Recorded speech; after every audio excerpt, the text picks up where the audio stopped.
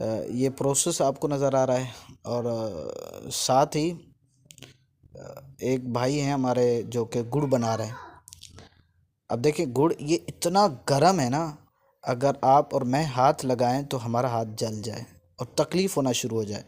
लेकिन ये इनका तरीक़ेकार है, क्योंकि ये मुस्तकिल पहले भी काम करते रहे हैं, तो लिहाजा इनको कुछ भी नहीं होता। और साथ इन्होंने देखें पानी रखा हुआ है। जब भी वो गुड़ की एक वो जो है बनाने के बाद दूसरी वो पानी के अंदर हाथ डाल देते हैं जल्द ही जल्द, ताकि वो तकलीफ़ ना हो ज़्यादा, वरना बहुत तकलीफ़ होती है। अब देखें एक किसान कितनी तकलीफ़ में वो गुड़ बनाता है, वो गुड़ हम तक पहुंचता है, बहुत सारे लोग इस्तेमाल करते हैं। चीनी के मुकाबले में गुड़ बहुत फ़ायदेमंद है, ये आप इस बात की तस्दीक भी करेंगे।